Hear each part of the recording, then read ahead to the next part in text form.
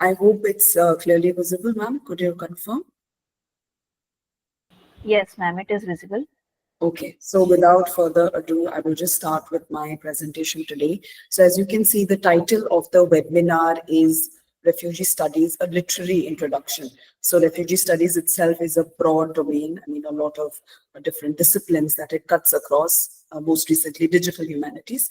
But I will be just providing an introduction from the literature point of view because of my background in literature. So my talk today is divided into two parts. The first part will be dealing with the aspect of the refugee studies. I mean, who are refugees, defining refugees, commonly confused words, and why the word choice becomes very important when it comes to talking about refugees. I'll be just touching upon certain refugee laws and conventions, because if you are planning to research or go into this field, it's important to have some context of international law when it comes to refugees and some key basic terms related to refugees. So this will be part one, and part two will be focusing on the literature aspect. So let's start off with this, and let me know at any point if you're unable to hear me or see the slides. So we'll start with the UN 1951 Convention, because when it comes to defining refugees legally, this was the first major convention. So as part of this, it was part of the conference, UN conference on the status of refugees and stateless persons, which was held in Geneva, as you can see on your screen, from 2nd to 25th of July 1951. And as a result of this convention, this conference, they came up with a sort of certain guidelines and definitions of who really qualifies to be a refugee. So this is a definition. I know it's a long one, but it's very comprehensive. And anyone who's starting off in this field needs to know this definition almost by heart. So I will just read it out to you, and we will just focus on how each word and phrasing is very important. So a refugee, according to this UN 1951 Convention, is someone who, as a result of events occurring before 1st January 1951, so those of you who are good with history will know this is like after the Second World War, after the two major world wars have happened, right? And owing to a well-founded fear of being persecuted for reasons of race, religion, nationality, membership of a particular social group, or political opinion. So these are the 5 grounds on which the person is being persecuted, right, or facing some kind of violence. And this person is outside the country of his nationality, which means he or she has crossed an international border and is unable, or owing to such fear, this fear of persecution that we talked about, unwilling to return to it, right? So this person is unwilling or unable to return to his homeland because of some fear of persecution. This persecution is based on these 5 grounds. So this is how it clearly lays down, the convention clearly lays down who is a refugee, right? So we have a very ambiguous understanding, a vague understanding of who is a refugee, but this kind of crystallizes it for us. And there was a 1967 protocol later on which removed this date line, because this date line of 1 January 1951 was considered very restricting, because after that also so many violent conflicts have happened all over the globe. So earlier this convention was focusing only on the refugees created as a result of the World War, but later, as you see, it broadened its scope, right, to include people even in the contemporary world. Someone can fall under this category of being a refugee. So basically this date line was removed. So I would also like to touch quickly upon certain terms which are usually, we kind of confuse them or use them interchangeably, but these terms are very specific and they mean specific things. So I think by now you have an understanding of who is a refugee, right? So this same definition comes here too. So this person has a fear of persecution, has crossed an international border, right, and cannot go back, basically. But an internally displaced person also is very similar to refugee in the sense that he or she is faced persecution, right, or is in fear of facing persecution or violence and needs to flee, right? But in this case, they do not cross an international border, right? So they are displaced somewhere within the country, right? Say I'm in a particular state of India, right? Say I'm in Uttar Pradesh, and due to some persecution, I move to, say, Delhi, right? So I'm internally displaced and I have not crossed the international border. I have not left the country, but within the country, I'm displaced because I am in fear of being persecuted because of some reasons that were mentioned earlier, right? But migrants is a completely different term. So often we see this interchangeable use of refugees and migrants, but they are completely different. So like most of us, I think, who are attending this webinar today, me included, is a migrant in the sense that we have moved away from the place that where we were born. Like I was reading out my whole introduction. So I was born in Delhi. I spent most of my time, most of my growing years in Delhi, but I migrated to Pune, right? So I can migrate because of say education or marriage or some better job opportunity. So it's more or less voluntary in the case of migrants. The movement is voluntary, and I can always go back home. I can always go back to Delhi. I do not fear going back, right? So you can see the reason for leaving is quite different. So these are three commonly confused or interchangeable terms, which I thought I should clarify, right? And this is a chart which clearly defines or makes things very clear, right? So if you can see internal migrant, in this case is internally displaced, that is within the country, not cross an international border. And the movement is voluntary, right? I can always go back. Nobody forced me to move.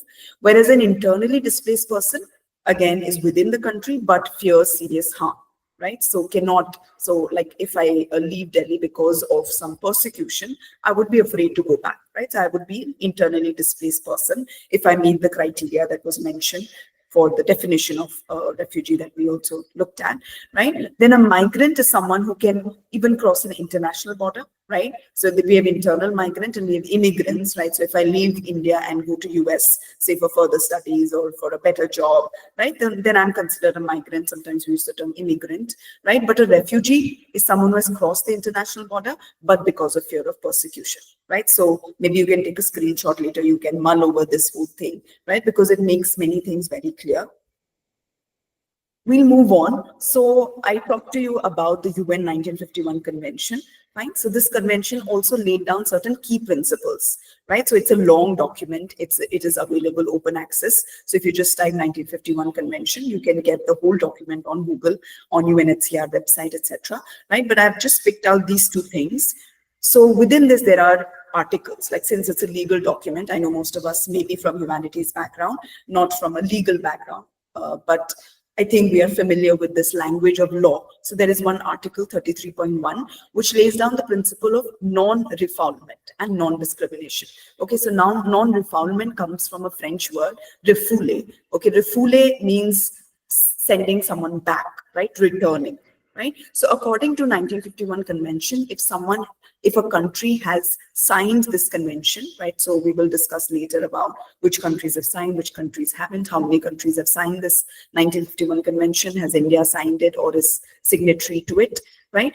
But if these countries have signed this or part of this convention, they cannot send anyone back. So if someone comes to your country, right, fleeing their own country, right? Usually when you're a refugee, you flee to the neighboring country, right? So if I face some kind of problem in India, maybe I will flee to some country which is neighboring, say Nepal, right? So just for immediate kind of reprise, right? Because I cannot run very far. So usually in the surrounding countries, but if you're signatory to this convention, you cannot send that person back. So this is one thing. And there can be no discrimination. Like you cannot just, a country cannot accept a refugee based on certain religious criteria, that because you are of a particular religious persuasion, we will accept you.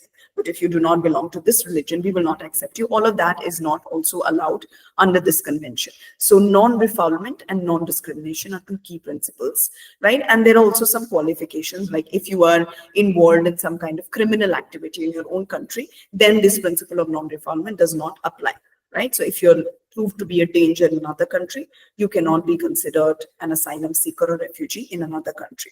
Fine. So I hope you are following so far. If you have any questions, you can put it in the chat box, which we can take it later. So you can see there is this map on which we have different color codes. So there are certain countries which are parties to the 1951 Convention, which basically focuses on refugees before the World War, okay, or during the two World Wars, especially the Holocaust and all of that. Then there are certain countries which are parties to the 1967 Convention, the protocol that I talked to you about, which changed the date line or which made it more flexible as regards to the 1951 dateline, right? And some countries you can see in the light gray shade, right? They are parties to both 1951 Convention and 1967 Protocol or Amendment, right? And then there are some countries which are non-members. So which is, I'm sure you'll all immediately look at India and you see it's in red, it's a non-member, right? Still we have a history of accepting refugees, right? That is also because we are signatory to other international conventions, okay? Like the Universal Declaration of Human Rights, we're signatory to that. The Declaration for Stateless People, right? And some certain laws and conventions to do with children, right? Children and asylum seekers. So because of other international laws that we have signed, we still do entertain refugees, right? And we also have our own cultural tradition of treating the guest with respect. Okay, so all of that also comes into play. So although India is not signatory, I'm just talking about India because just to contextualize all of this, right? But because of other international documents that it has signed, right, it is still supporting a lot of refugees. So you have Tibetan refugees, you have Sri Lankan refugees, you have Rohingya refugees, right, and asylum seekers who come into India, right, and UNHCR actually is involved in their documentation. So we'll go to some of these. So apart from the 1951 convention, which is a major convention, this is the first time refugees were defined, we also have the Cartagena Declaration. We have the OAU Refugee Convention, which is basically, so Cartagena Declaration is basically focusing on the Latin American countries, right? Some of these countries have certain other needs, certain other reasons for conflict, right? And OAU is the Organization of African Unity Refugee Convention. So basically, you can see some of the African countries are signatory to this refugee convention. Then we have the Common European Asylum System, which was established in 1999. Some European countries are signatory to this, right? So basically, these are variations of the 1951 convention, right? For example, in the Cartagena Declaration, there are some more grounds for seeking refugee. We looked at 5 grounds in the 1951 convention. So Cartagena Declaration and OAU Refugee Convention allows for some more grounds on account of which you can be considered to be a refugee, right? So these are some regional conventions, right, which build on or which take inspiration from the 1951 convention and 1967 protocol, right? I hope my slides are also moving. Let me know if there's any issue. So you can, I hope you can see the map with all of these countries marked out in different color codes, depending on which they are a part of. And some of these, as you can see, are also signatory to the Refugee Convention in the earlier map, right? Okay, so 2 other words that are confused often is refugee and asylum seeker, right? So we need to know this difference because usually there is this misconception that if I just flee to another country, I become a refugee. That is not the case, right? I am still an asylum seeker. So if I leave my country and I flee to a neighboring country because someone in my country is persecuting me on certain grounds that were mentioned, I do not automatically become a refugee. I have to apply for refugee status, right? And all my documents will be checked. If I have any documents, my country of origin information will be checked. We'll get to that quickly in some time, right? So I do not automatically become a refugee. I am an asylum seeker, right? If I seek for asylum, if I seek for refugee status, I'm an asylum seeker, and only after many checks do I become a refugee, right? So your asylum claim may also be rejected. They may think that the authorities may think that you are not worthy of being a refugee, so you may not be given refugee status. That also happens, like even in our own country, many people are not given refugee status after UNHCR, which is the UN body which looks after refugees. Once they check their documents and all of that, right? Usually these refugees flee without any documents. So there is certain other set of information that the organizations, the state looks at, right? So I've written a line here which kind of summarizes the difference. Every refugee is an asylum seeker. Like at some point, initially, every refugee is an asylum seeker, but not every asylum seeker is a refugee, right? So as you can see here, in the second half, you need to apply for refugee status, right? And it can also be rejected. So this is just a brief infographic, which I thought makes it very clear why is it important to become a refugee, right? Why is it important that if you flee to another country because of some persecution, you apply for asylum and you try to get refugee status, right? Because once you are a refugee, you get certain rights and privileges, which you may not get if you are if you've not applied for asylum, right? If you've just fled and you're hiding somewhere, right? If the person who is fleeing persecution is just hiding somewhere without letting the authorities know, there are certain disadvantages, right? So this is the case of South Africa. And from country to country, from continent to continent, the rules can differ, right? But this is a particular case of South Africa. So in South Africa, if you're just an asylum seeker, you have not got refugee status, you will not have any kind of identity, right? Because once you're a refugee, you get a refugee card, you get some kind of documentation certification, right? You cannot also travel very easily within the country or outside if you're just a asylum seeker. But if you have refugee status, there is still some chance if you want to get resettled somewhere else, you can still travel, right? And depending on the country, whether you can study or work, if you're a refugee, you get more opportunities, right, than an asylum seeker. That's why it's necessary to make yourself known to the authorities so that they can kind of process your documentation and see if you're capable of being a refugee. So you need to actually get the refugee status. You don't automatically become a refugee.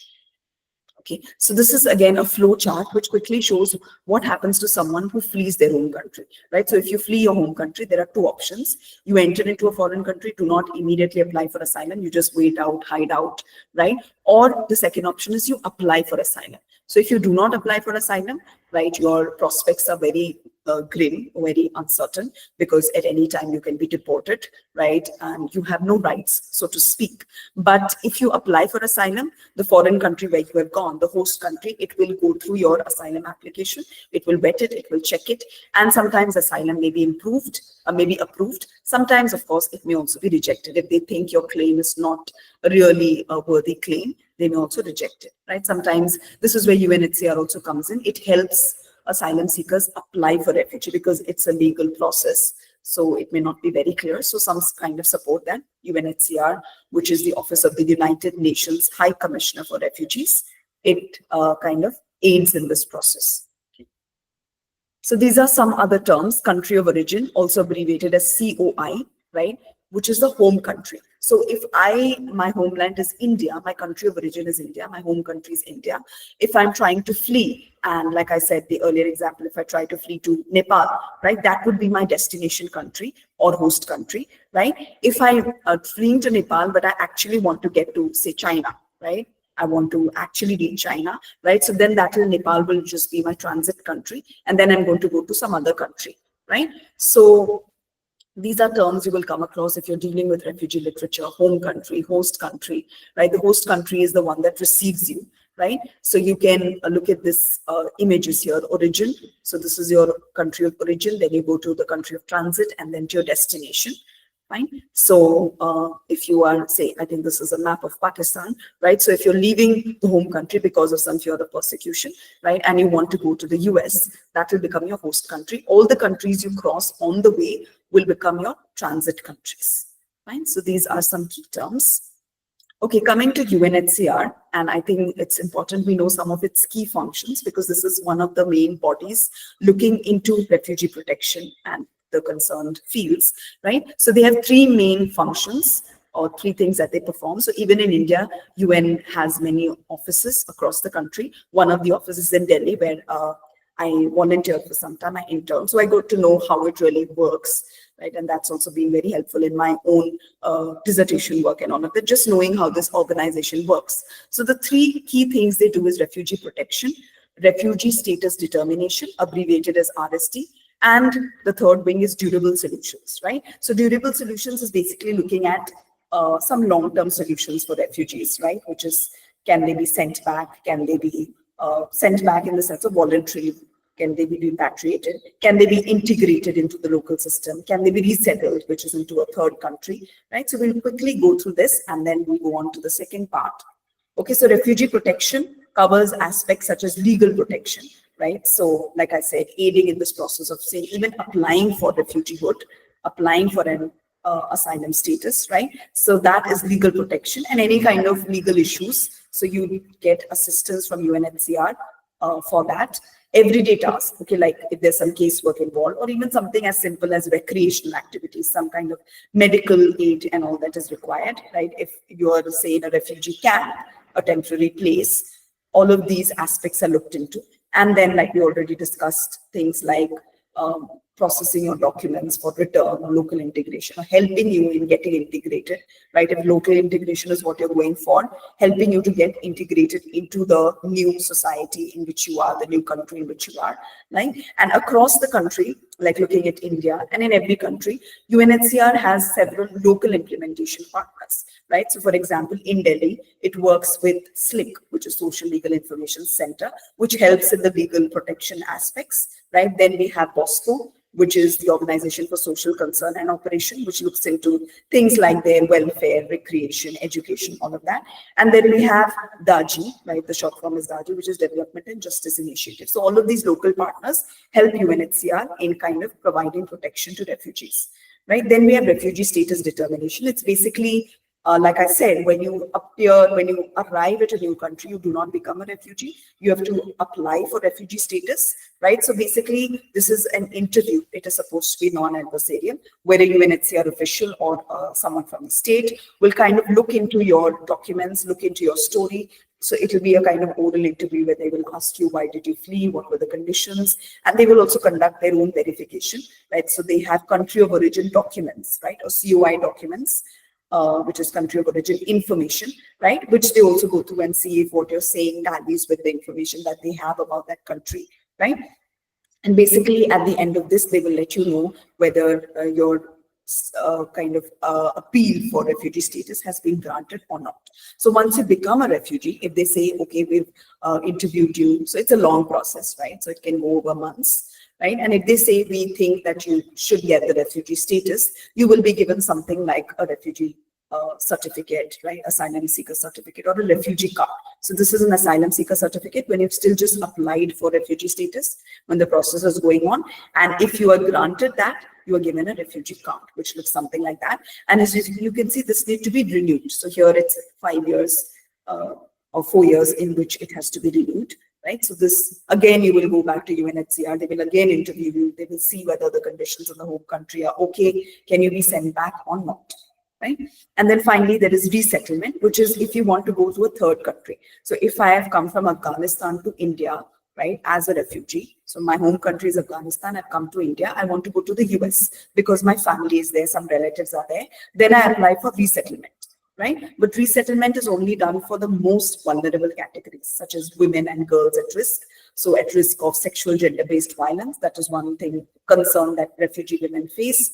Children, okay, so if there are minors, they will be prioritized for resettlement. So if their parents are, say, in some other country, the children need to be immediately connected to their parents, so they will be given priority, right? So these are some categories. People with medical needs, if they need some medical attention, otherwise their life is in danger, they need to be transported to another country, that will be done, right? So this process again can take up to 2 years, right? And this is a very slow process. Emotionally, it's very draining for the asylum seekers and refugees too. Right? This is a flow chart which just talks about the process.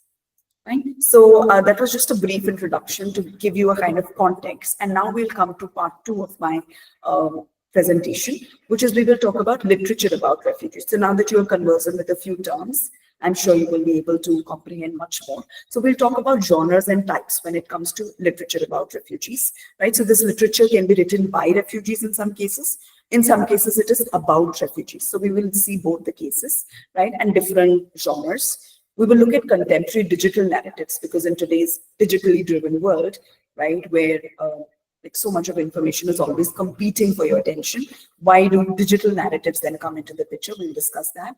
Then I'll briefly touch upon critical refugee studies, right, which is how can we use certain theories and certain critical tools in order to study this literature about refugees. And finally, we'll sort of think about why should we study these refugee literatures? Why is it so important today?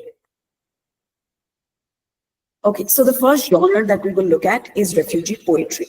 Right? So you all are familiar with poetry, but refugee poetry is a particular kind of poetry that deals with refugee experiences. It can be written by refugees, as in the case of Worcestershire, right? She's a second generation sort of immigrant. So her parents were refugees settled in London, right? So she's a British Somali poet, and her very famous poem is titled Home, H-O-M-E. So you can just read that poem. It's a very powerful poem. And also, I mean, for some people, it's very emotionally disturbing, right? So this is one line which recurs in the poem. No one leaves home unless home is the mouth of a shark. right? So shark here is a constant imagery that runs through the poem, right? Which means that the home country, the country of your origin has become a dangerous place. So that is why you need to run. Otherwise, no one will run from home, right? So basically, the poem talks to a larger audience who have certain misconceptions about refugees, right? Tries to break that misconception because the refugee or the asylum seeker is not escaping for fun, right? But because home has become such a dangerous place, right? So I've just taken on this one line from the poem, and if you're interested, you can explore it more.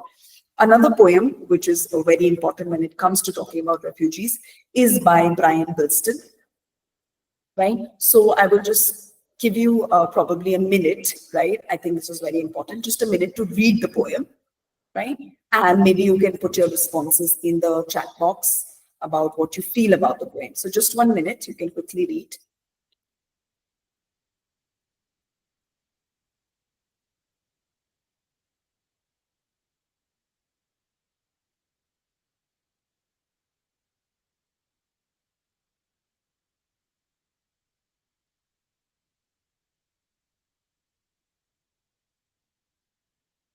Rajvi ma'am, you can let me know if there are some comments in the chat box. Okay. Can you read them out? Because I cannot really see them. Hello. Yes, yes.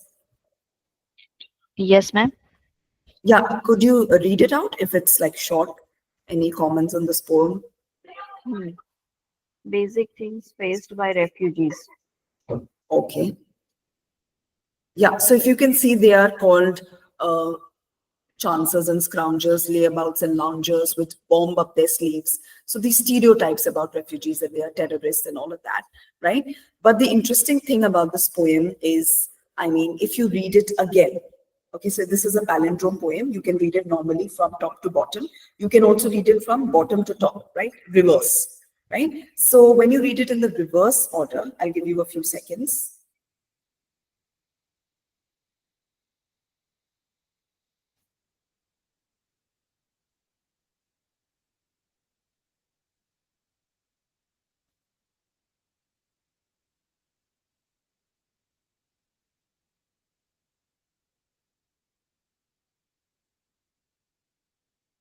So what do you feel now if you've been able to finish reading it? Does it present a different perspective?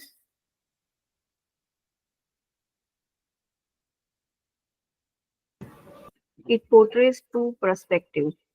Yes, yes. So this is a completely different perspective. So one was when you read it from top to bottom, you got a very stereotypical understanding of refugees, that they're dangerous people, they're lazy people, right? We should not accept them, right? But when you read it from bottom to top, you get another perspective altogether, that we could have been in their place, right? We should accept them. We should share everything that we have. So this for me, this poem for me is very important. And that's why I took some extra time to make you read it, right? Because it summarizes for me the way we can look at this. Okay, so today, the refugee issue is called a crisis, a global crisis of the 21st century, right? Now, it's up to us how to look at this, as a problem or as an opportunity to be more accepting of people, right? So the world is divided on refugees, right? And we have our own, like as nation states, they have their own concerns about accepting people, right? But I think this poem summarizes how the same thing can be looked at in two ways. You can either reject them and be completely non-sympathetic, or you can embrace them, you can be empathetic towards them, you can try to understand their situation, right? So this poem is one of my favorites when it comes to talking about refugees, right, by Brian Bilston. You can look up more of his work. He's a very interesting poet. Fine, so that was one genre. So there's a lot of refugee poetry.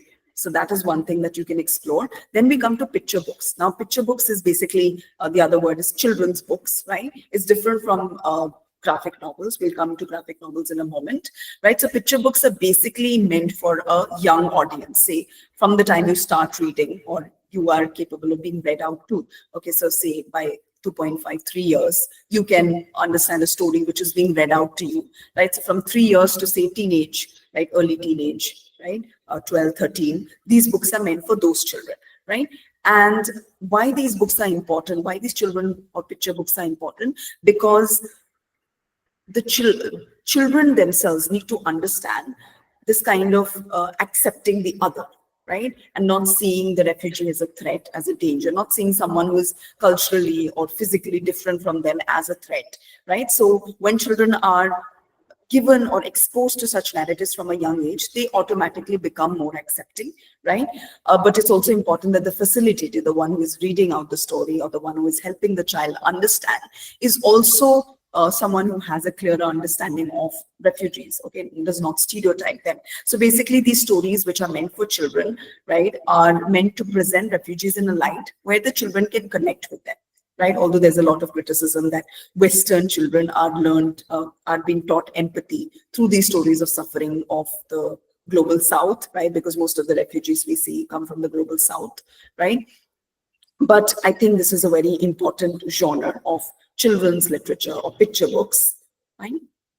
Then we have graphic novels, and this is a genre close to my heart because I'm currently working on graphic novels as part of my PhD at Savitribai Phule University, right? So out of these novels which are on the screen, I'm working on 5. I have worked on 3, right? So this is a genre quite close to my heart, right? So Mouse is considered to be one of the first graphic novels. It is by Art Spiegelman that talks about the refugee experience, right? And this is a graphic novel focusing on the Holocaust, right? So it is around the time of the Second World War, right? And then we have Palestine by Joe Sacco, 1991, around that time it was published, right? And it is important because, I mean, it's almost like this is talking about the Holocaust and this is talking about Israel today, right? So the Israel-Palestine conflict is covered here. Persepolis is about the time of the Iranian Revolution and how people had to escape and flee, right? Some of these are from South Asia, like the best we could do is about a Vietnamese refugees experience. So this Vietnamese person who flees to the US and has a lot of trouble kind of settling in, right? This side, that side is about the Indian partition and the refugees that were created as a result of that, right? Another important one is Vani. Vani is about the Sri Lankan refugee crisis or the conflict in Sri Lanka, right? Some of you may remember, like the conflict with LTT and all of that, right? So it is basically a UN official writing his first-hand account of being trapped in Vani. Vani is a region in Sri Lanka, right? So there are stories from Syria, there are stories from a refugee camp in France. Threads is about a refugee camp called Calais in France, right? So there are stories from across the world. And what is interesting about graphic novels is it uses image and text, right? So it has sort of comic strip, but basically for a more mature audience, right? So conflicts which are actually really difficult to understand, like the Israel-Palestine conflict, we still do not know who is right, who is wrong. It's a big debate, right? So whenever you have a discussion with someone, if they are on the other team, you would definitely have an argument, right? So when we do not know who is right, who is wrong, it's a very complex kind of conflict. And it is also something that is extended over so many years and decades, right? But this graphic novel sort of simplifies, okay, without making it very simplistic, right? Making the information, this historical information, accessible to us. So that's why I think graphic novels are a very important genre. And so many graphic novels have been written about refugees that today we have a category called refugee graphics, right? Which is graphic novels dealing exclusively with the refugee situation. Then we have, of course, novels and memoirs, right? A lot of them, especially Sea Prayer. Sea Prayer by Khalid Hosseini, which you can see on the top, the second one. It has also been made into an immersive film, right? A 360-degree film. You can watch it on YouTube. It's really accessible. So it's an immersive experience using VR. So this story by Khalid Hosseini, the famous author of Kite Runner, it's a very short story. It's a sort of a novella, right? But it has been also made into film, right? That brings me also to my next genre, which is digital narratives, right? So the first image here is a snippet from that VR experience of Prayer, virtual reality experience, right? The one here is from it's like a story map, right? So then there are movies like The Swimmers, The Good Life. Okay, so all of these are digital narratives. Persepolis, which is a novel, graphic novel here. Okay, it has been made into a movie, right? So the remediated versions. You can see here a person in a spacesuit. Okay, this is Rocket Man. It's a song by Elton John, but it has been reimagined by a refugee. Okay, so the Rocket Man here in this song, you can watch it again on YouTube. It's actually a refugee, right? So it has been re-envisioned. Then we have Zoom comic. Zoom comics are comics where it's a sort of a comic, but in a video form, right? This is also available. It's called North Star Fading. Then we have short films like Fatima's Drawings, right? We have Netflix series like Stateless. All of these are dealing with refugees, refugee stories, right? Some of them have also been criticized for the way in which they kind of foster more stereotypes, right? But I think it's good to know that there are so many genres today which are talking about refugees. And if time permits, I'll also show you this particular map, right? The story map that I've been talking about. I'll show that to you, right? Coming to the last thing, which is critical refugee studies. Now we have so much of literature about refugees. We have poetry, we have graphic novels, we have children's literature and all of that. Now we can study it through using all of these critical perspectives, right? So I have 4 theorists and sociologists on the screen. We can look at Hannah Arendt's work, right? She has written the essay Be Refugees in 1943. Mind you, this is before the 1951 convention. So at this time, refugees were not even clearly defined, right? We have Jacques Derrida. He's especially his lectures on hospitality, where he talks about conditional and unconditional hospitality and what is the kind of hospitality that countries give to refugees. It can be read in that context. Foucault's work, of course, we can talk about the panopticon, the whole idea of the refugee camps being ordered in a certain way, where there's constant surveillance happening, right? This idea of biopower, who is given access to medical aid, legal aid, how the state is controlling all of the refugees too, right? We can also use Giorgio Agamben, who's an Italian philosopher, his work, right? His work is titled Homo Sacer, right? He talks about 2 kinds of life. One is the bare life, zoo, and the other is bios, which is a proper dignified life. So we can look at these refugee narratives through all of these critical perspectives. I'm not really going deep into this because of scarcity of time, right? But these are just some pointers. Coming to all the data that is available on refugees. So we've been talking a lot about refugee literature, stories about refugees, right? Why is it important? So what I want to say is, like, there is a lot of data about refugees. You can see all of these big numbers on your screen. 70.8 million people are forcibly displaced. 41.3 million are internally displaced. These are the top refugee hosting countries. Most of them are in the global south, right? They are not in the global north as we think, right? So all of these numbers are there. But then these numbers actually make us forget that there are people behind these numbers, right? There are faces, there are actual children, actual women suffering, right? So that is what stories do. They put a face to these numbers. So when you read, say, the story of Nadia in the novel Exit West, okay, you come to understand Exit West is by Mohsin Hamid, right? So she talks about 2 refugees. Basically, the protagonist is Nadia, right? So when you give a name to a refugee, right, you begin to empathize more, right? So that is why I feel I would like to stop with this thought, like by Adichie, who is a Nigerian writer. She says many stories matter. So there is, apart from all of this data we have on refugees, these stories are also essential, right? Stories can be misused too. They have been misused in the past. They can be used to dispossess, to malign, but they can also be used to empower. So when these refugees are allowed to tell their story, or when other people ask their story and narrate it for us, right, it empowers them. It also humanizes them. So from mere numbers on our screen, they become people we can connect with, we can empathize with, like the poem by Brian Bilston. We can actually feel that what if we were in their place, right? What if by a stroke of luck, we were not so fortunate to be who we are, right? We were rendered homeless, right? Stories can break the dignity of a people, but also repair their broken dignity. So I think in the face of all of this data that we are faced with, these numbers, stories become all the more important. So I will stop sharing here. If there are any questions, you can let me know.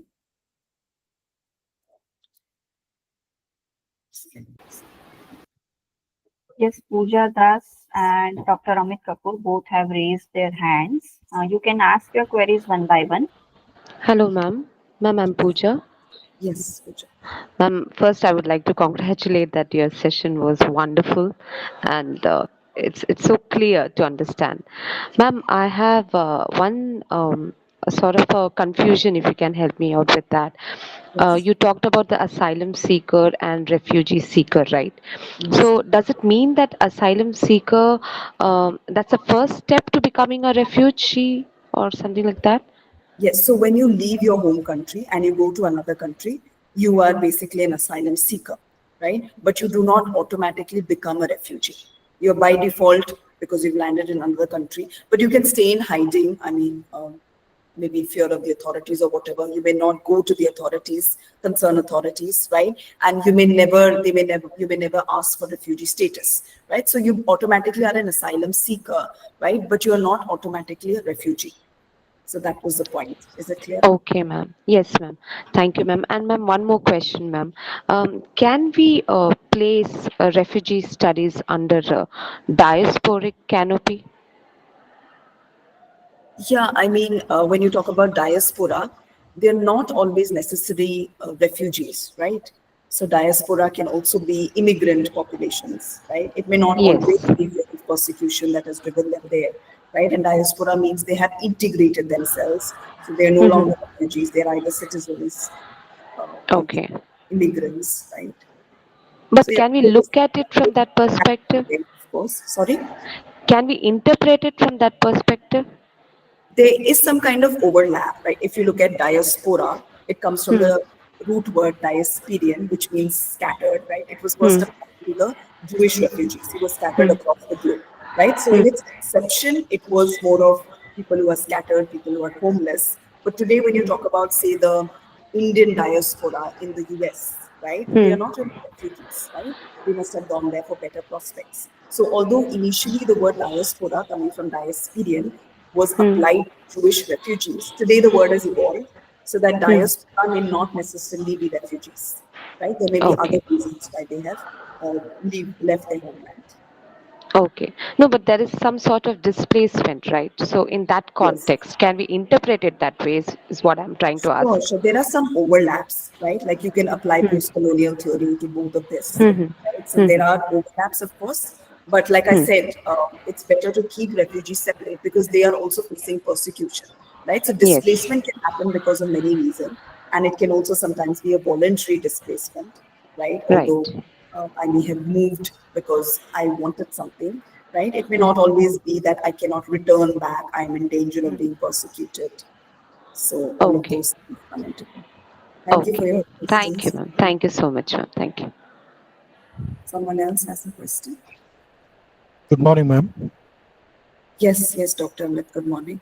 Very good morning, madam. Thank you so very much for that very insightful and power-packed, presentation. We would have loved that the session would have gone a little longer because you could just hint at things. You could just strike Yes, certain yes. terms. So thank you very much for that. Now, I was just wondering that very recently, with the ascension of Donald Trump to power in America, we have had a lot of people who have been deported, though we know they were illegal immigrants there. Now I was wondering, out of those terms that you have used, be it refugees, be it asylum seekers, or the other terms that you use, wherein would you place these people who have, we know they have been illegal immigrants, who do not properly have documentation, but now, and maybe some of them may have gone to America due to some kind of discrimination, due to some kind of fear, but now they have been forced back to their home country. So what kind of label would we be using for those people? I mean, of course, we will have to look at it on a case to case basis. Like, what was the original reason why they fled, right? Was it persecution? Was it persecution because of some affiliations to some religious group or political group?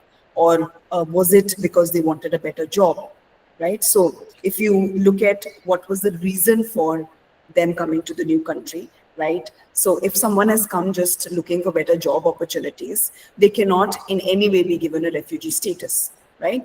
They Okay. cannot even apply for asylum, right? But they are illegal migrants, is what they are called, right? But then it often happens like we don't really know the full picture, right? So are some of these illegal migrants actually being labeled so, but actually they were facing persecution? We do not know. And there's also a catch in this. I mean, every country is a little wary of accepting refugees, right? And they would accept refugees who've come in a legal way, right? Yeah. But most of these refugees, if you remember the cover page of my presentation, it was a boat full of refugees. Most of these asylum seekers are coming through illegal means, right? Because the legal channels are closed. Fine. So it's a kind of conundrum. It's like a catch-22 situation, right? Where there is no legal way for them to enter, and they need to enter illegally, right? Because they are fleeing persecution. And once they enter illegally, then their position becomes compromised, right? Because they are considered through a different lens. So it is like a complex argument, right? So, but that's why I think I always go back to Brian Buxton's poem.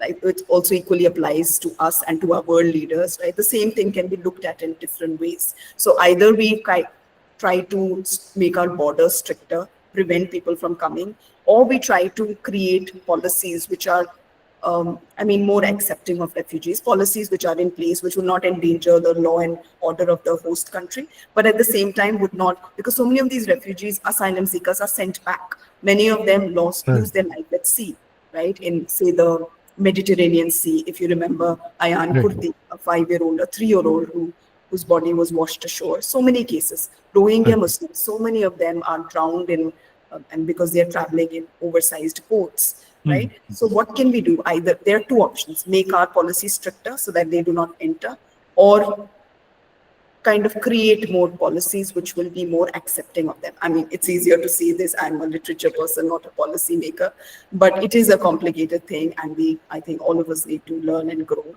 including our leaders. So I hope I somehow managed to answer your question. Yeah. Thank you so much, ma'am. Thank you. Anything else? Good morning, ma'am. Yes, Good morning, ma'am. Am I audible, ma'am? Yes, you are. Ma'am, it was very useful, ma'am. I want to appreciate it really. I loved it, ma'am. It was detailed and very crystal clear, the whole presentation and the topics you have covered, ma'am. Actually, my question is something related to the person who asked, ma'am, Amit sir. As you mentioned in the presentation that every refugee is an asylum seeker. Not every asylum seeker is a refugee. As you mentioned now, just few minutes back, that there are people who are migrating from one country to another illegally, like not the formal official registration. In what category can we label them, or in what category will they come under, ma'am? As a refugee or an asylum seekers? Yeah, so like I think I just responded to Dr. Amit, like you need to see why are they escaping, right? So that is why the country of origin information is something that the state and organizations like UNHCR, they study it carefully, right? So if you say that I am someone who cannot go back because my life is in danger, right? Is that true? Are you really coming because your life is in danger? Or are you coming because of some better opportunity? Sometimes even human trafficking happens. A lot of other corruption also happens, right, in the name of all of this, right? So I think it has to be done on a case-to-case basis. Like this person that you're talking about, if they have arrived in another country, is it because of fear of persecution? Is it that their life is in danger in the home country? If so, they are an asylum seeker and they can apply for refugee status. If not, they are probably an illegal migrant if they've come for some other purpose, or depending on why they have come to the other country, we can determine whether, or UNHCR has that work of determining whether they are actually refugees or not. Can they be given that status? Does that answer your question? Yes, ma'am. Yes, ma'am. Got the answer, ma'am. And I want to know idea or opinion from you, ma'am. As we are a literature and language person, I say that if they are they cannot move with another places, ma'am, because they are in immobility, they are lacking the social mobility and integration with the society. Though they are refugee, there are refugee who undergone traumatic experiences, and their parents and their upcoming generations are still they are in the refugee status. The children cannot mingle with the society because they are labeled as refugee in the schools or workplaces everywhere. So as we are a language and literature person, if we are providing them a language for the career development and their language skills for the social skills, will it be helpful for the social mobility, ma'am? Is it is my point is valid, or is Yes, yes.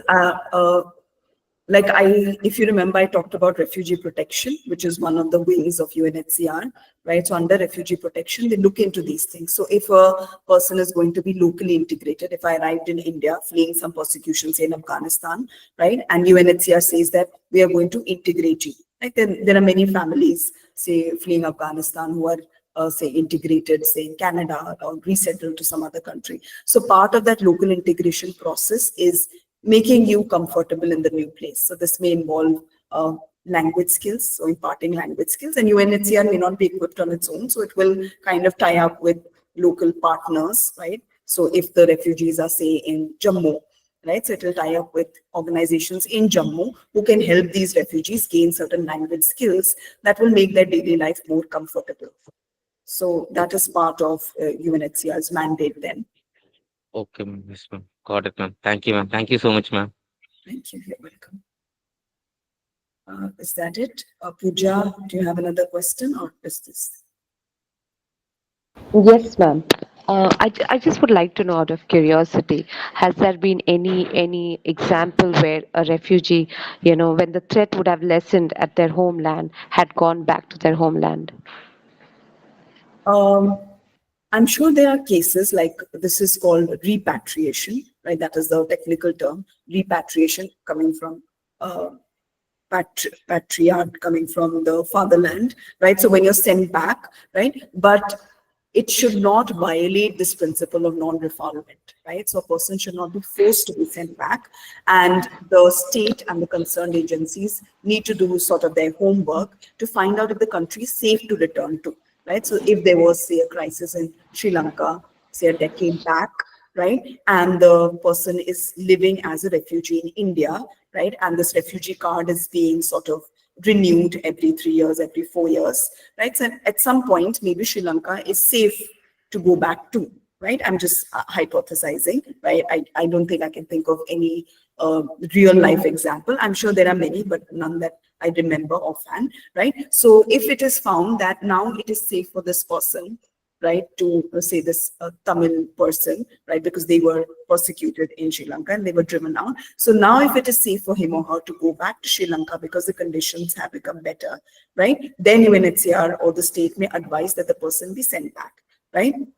But if that person fears some kind of persecution, right? So it's a long process again, and it is done on a case-to-case basis. It's a longer process, which a lot of interviews will happen and all of that, right? But if it's considered safe, then voluntary return or repatriation is a possibility. All right. Thank you, ma'am. Thank you so much.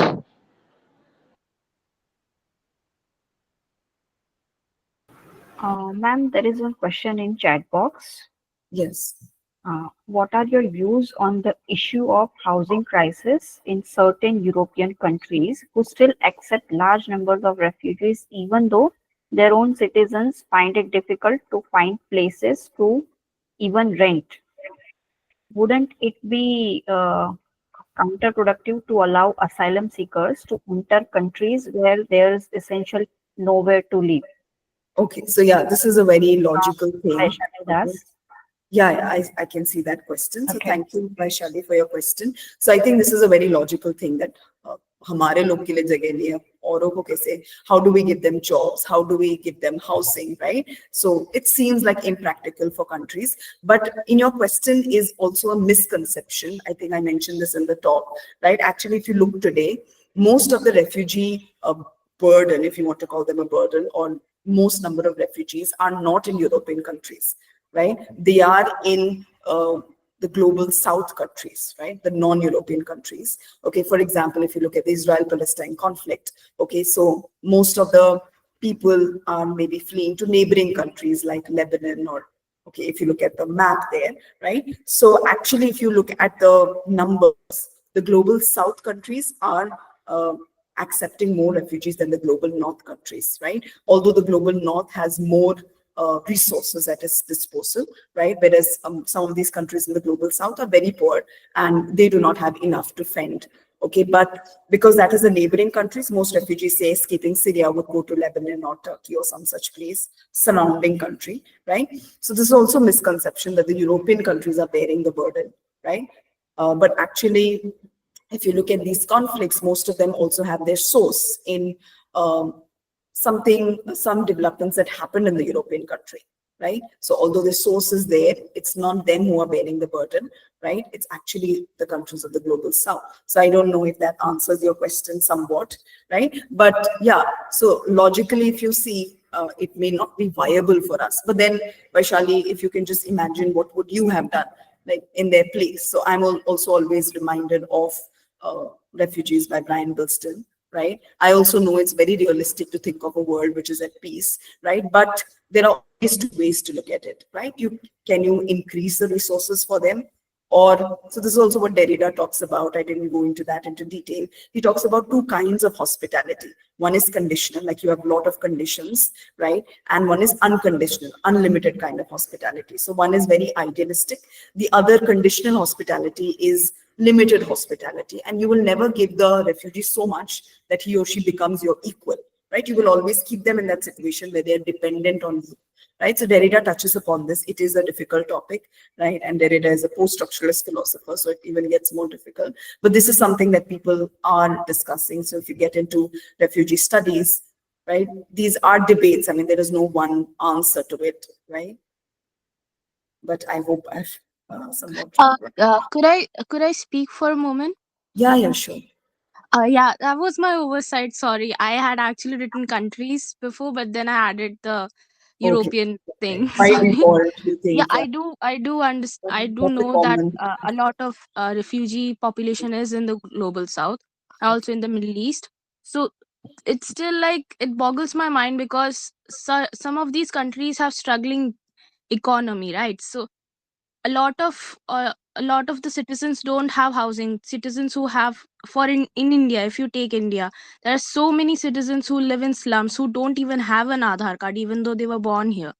So how do governments, like, are there certain government policies or some schemes or something for these refugees? Because it seems so, I don't know, it seems so uh it feels like we are in a way exploiting them, because most of these refugees don't have, except for the one document, they don't have any other resources or like any other ways to earn money. So a lot of them do end up being a part of the exploited population of the labor. I mean, we see that in countries like US quite transparently. So are there any provisions or anything? Because some of them don't have housing. Some people who are earning money, even those people don't have housing. So how do these refugees even like adjust to a country like that? Any country, not just the European countries, any countries where they go to seek asylum. I mean, like I said before, I'm not really a policy maker, but of course, literature can lead to changes in society, right? So once we know their stories, I'm sure we are able to empathize with them better, and we can small changes that we can make. For example, there's a refugee library, right, somewhere in Germany, right? So refugees are the ones running that library. I mean, so what are the kind of opportunities that can be created for refugees, right? Like we are basically dealing with literature about refugees, right? But how can more opportunities be created for them? I don't think there's a simple answer to that. It's just the whole idea of like when your own countrymen are suffering, how do you accept more, right? But then what do we do? They are also in a dire situation, right? If they go back home, they will be killed. Like if you look at the conflicts even today, like say in South Sudan, right, or in Myanmar, all of the things that are happening, they also have no choice, right? So, I mean, we can only look at what is the way out of this, right? It may not always be a perfect solution, right? But do we have a mindset to accept them, right? That is what literature is moving us to think about. Are we able at least to empathize with them? That is the first step, right? Once we're able to empathize, we try to look at maybe some